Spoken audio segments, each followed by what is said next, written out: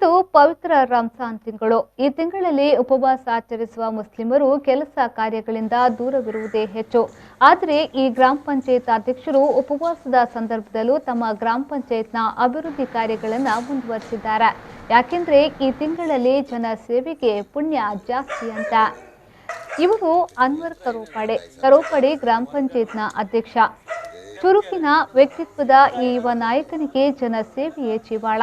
ಗ್ರಾಮ ಪಂಚಾಯತ್ನಾದ್ಯಂತ ಓಡಾಡಿ ಅಭಿವೃದ್ಧಿ ಕಾರ್ಯಗಳ ಬೆನ್ನು ಬಿದ್ದಿರುವ ಅನ್ವರ್ ಅವರು ಪವಿತ್ರ ರಂಜಾನ್ ತಿಂಗಳಲ್ಲೂ ಈ ಕಾರ್ಯವನ್ನ ಮುಂದುವರಿಸಿದ್ದಾರೆ. ಅದಕ್ಕೆ ಅವರು ಹೇಳುವ ಕಾರಣ ನೋಡಿ. ಕರೋಪಡಿ ತೀರ ಗ್ರಾಮೀಣ ಪ್ರದೇಶವಾಗಿದೆ. ಇಲ್ಲಿನ ಅಭಿವೃದ್ಧಿಗೆ ಪಣ ತೊಟ್ಟಿರುವ ಅನ್ವರ್ ಈ ನಿಟ್ಟಿನಲ್ಲಿ ಗ್ರಾಮದಾದ್ಯಂತ ಚುರುಕಿನ ಓಡಾಟ ನಡೆಸುತ್ತಿದ್ದಾರೆ.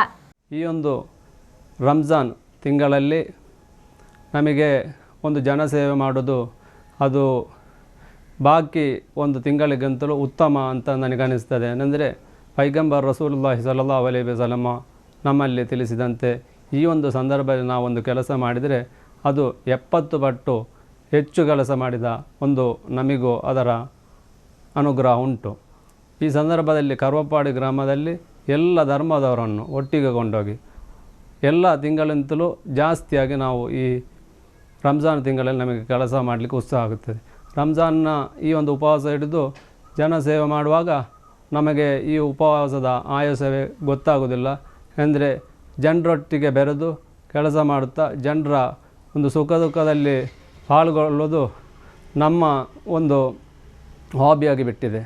ಕರ್ವಪಾಡಿ ಅಂದರೆ ಜನರಿಗೆ ಕರ್ವಪಾಡಿ ಗ್ರಾಮದಲ್ಲಿ ನನ್ನ ತಂದೆಯ ಮೇಲೆ ಭಾರಿ ಒಂದು ವಿಶ್ವಾಸ. ಏನಂದರೆ ಯಾವುದೇ ಒಂದು ಕೆಲಸ ಹೇಳಿದರೂ ಅದು ಅವರಿಂದ ಆಗಬಹುದು ಅಂತ ವಿಶ್ವಾಸ ಇರತಕ್ಕಂಥ ಒಂದು ಗ್ರಾಮಸ್ಥರು.